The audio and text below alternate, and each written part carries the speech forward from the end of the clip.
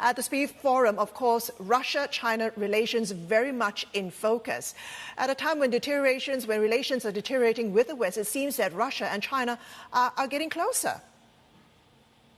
They are, and they've been getting closer really since 2001, when they signed a treaty of friendship that Vladimir Putin subsequently said was one of the greatest achievements of his time in office.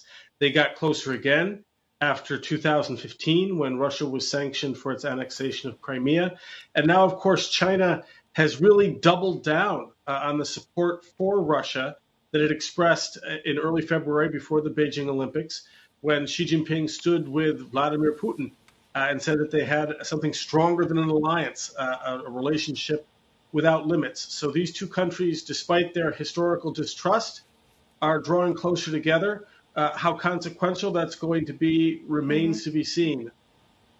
At the same time, Robert, China has refrained from using the word invasion when it comes to Russia's war in Ukraine. Does that somehow suggest to you, by not saying that word, they are somehow trying to appease both sides, the West and Russia, because they're also very reliant on Western markets?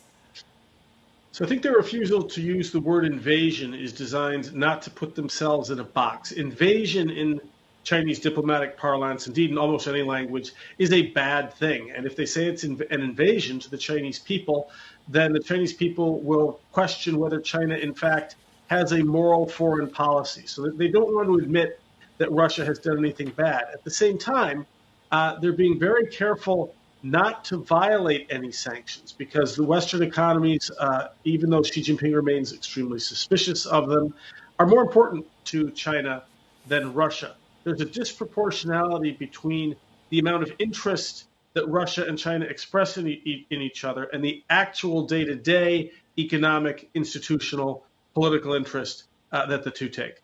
Let's talk more about this no-limits partnership between Russia and China, because we've seen a lot of Western businesses withdraw from Russia when it comes to the political turmoil. To what extent do you think China can help fill that vacancy when it comes to investments? China can do a little bit without violating the sanctions regime, and they're doing what they can do. They are importing more hydrocarbons from Russia, but China cannot fill the gap. Their trade, Russia's exports to China, simply aren't big enough to make up for the loss of the European and the American market. China has also been very hesitant. While they haven't been violating the sanctions, they haven't been putting any pressure that we know of on Putin either. They seem to be hoping that they can wait this out and minimize damage. But China has no more idea of how long this lasts and where it's ending up than anyone else.